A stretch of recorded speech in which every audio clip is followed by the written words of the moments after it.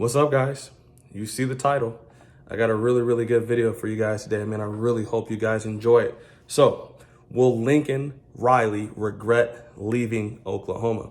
I gotta stop bumping my camera first, but maybe. What's up, y'all? It's DJ the Sports Blur here again. Did y'all miss me?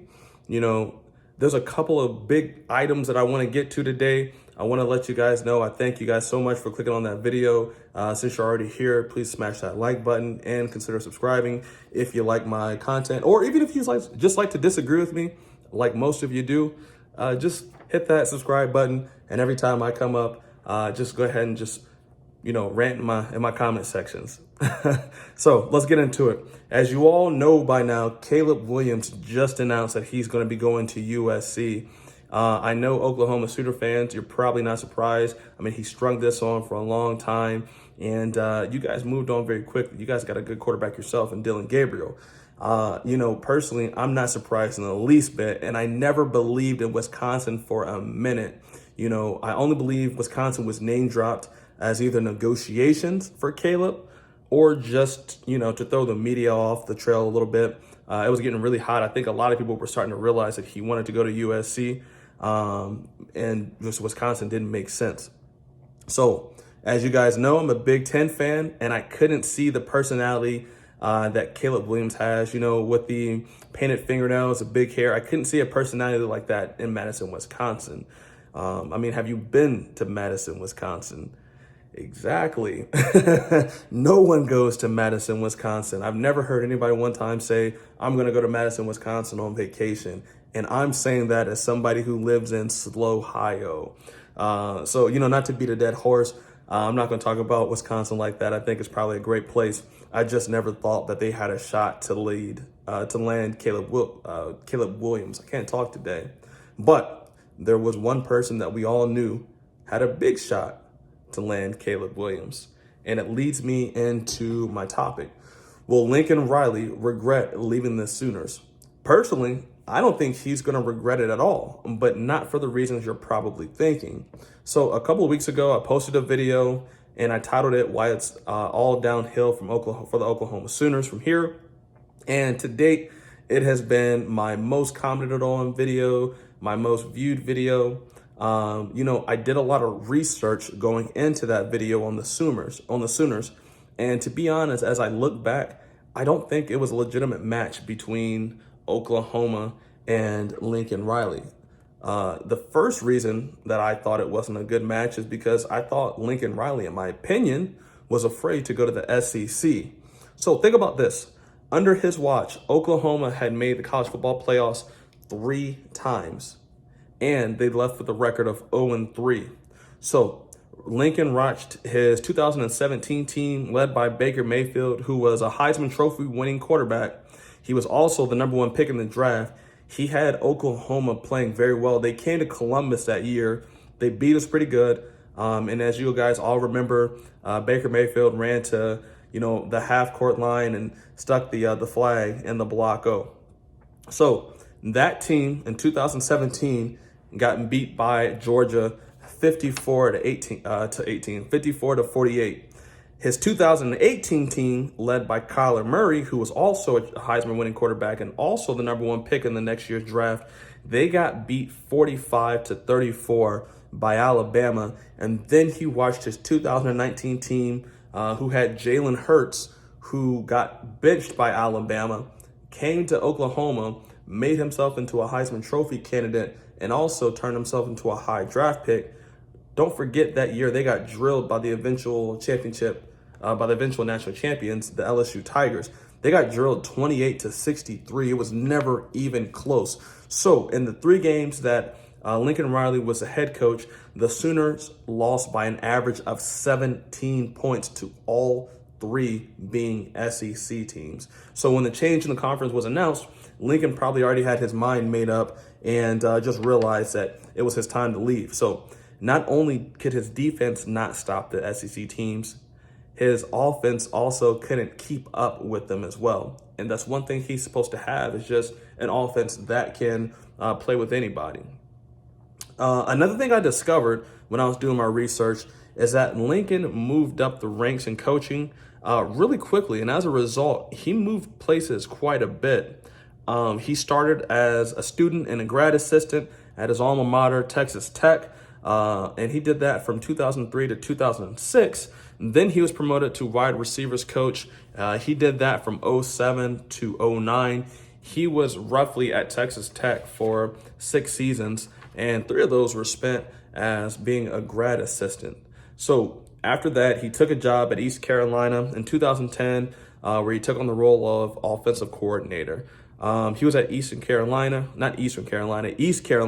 from 2010 to 2014, which is a total of 5 seasons. And then finally, he ended up in Norman, Oklahoma as the offensive coordinator for Bob Stoops from 2015 to 2016. Then he was promoted by Bob Stoops to be the head coach, and he did that from 2017 to 2021. Now, if you did the math, then that lets you know that he was in he was in Norman, Oklahoma for 6 seasons or so. So he has an average length of stay at these places right around 6 seasons. And then the next big coaching opportunity comes out. They say, we're bigger and we're better. Come join us. And he says, okay, because I think to him, he just wants to keep just getting better. Hell, maybe he'll even stay at USC just long enough to get a coaching job in the NFL, or maybe some other coaching job. Like, I don't know. What's better than USC? Alabama, Georgia, Ohio State. So I think he's going to stay at USC long enough to get another job, kind of like Pete Carroll. So let's finally talk about the job itself.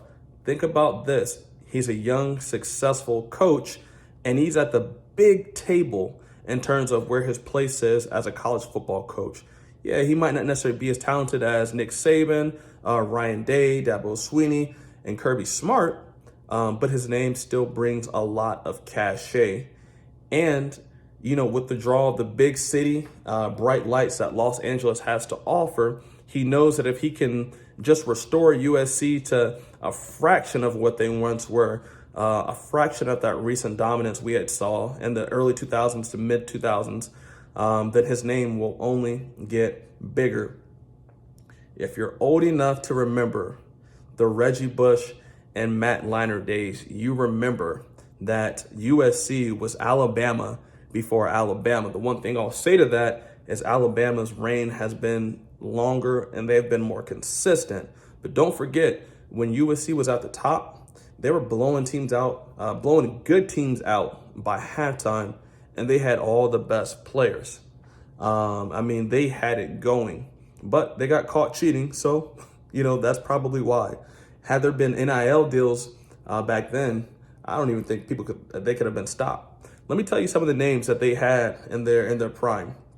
Troy Polamalu, Matt Leinart, Carson Palmer, Lindell White, Ryan Khalil, Clay Matthews, Brian Cushing, and Tyron Smith. That's just to name a few of the great players that passed through those doors at USC. And guess what? Lincoln Riley's name, Lincoln Riley's cachet, and then Lincoln Riley himself, he's good enough to get those players. There's no reason that USC should not be in the top, 5 of all recruiting classes. Think about this for a second. I really want you to consider this. If you were a young college student and you could sign an NIL deal and make millions, why wouldn't you want to go to a USC? Why do you want to go to an Alabama, had to sweat your rear end off all the time, let Nick Saban yell at you any type of way? If you were able to pair up with also the best players in the country, go to this place in Southern California, enjoy your time there, and get drafted like the names I just read off, it just makes sense. I think that Lincoln Riley is going to use that, just like he got Caleb Williams to USC. I think he's going to get a ton of other players to go to USC. And so also about the job, he can easily navigate the weak Pac-12. With Utah and Oregon, they're just going to be more so road bumps and resume builders for USC. They're going to be good wins for them if they are who I think they're going to be. And think about this. The college football playoffs, the voters, they would love to see a team like USC get a chance I mean, number one, they're a national name. And number two, they're going to bring another group of eyes. They're going to bring the West Coast viewers. I can almost guarantee that Lincoln Riley looks at USC and its potential, and he goes to sleep at night with a huge smile on his face, happy, ecstatic that he left Oklahoma, because he likes what he has in Southern California, not because Oklahoma's a bad program. You know, I believe OU will be decent this year. And I believe that Brett Venables is going to take them to a place where, you know, they're going to be competitive in every game, but they're going to have some growing pains. I mean, they're going to have some close losses, and you're definitely going to have some frustration. I think USC is going to be a dark horse candidate for, you know, being in the playoffs this year. And then even to go back to OU for a second, I think Brett Venables, he's going to make that defense better off the top. I mean, he's probably one of the best defensive minds out there right now. I put him up there with Nick Saban and also Kirby Smart. But he's not an offensive guy, and I think they're going to take a step back. Anytime you lose a guy like Caleb Williams, you can say what you want about him, but he was an absolute stud last year. He played his heart out. He rocked it. And I think that he's going to have USC moving and grooving this year.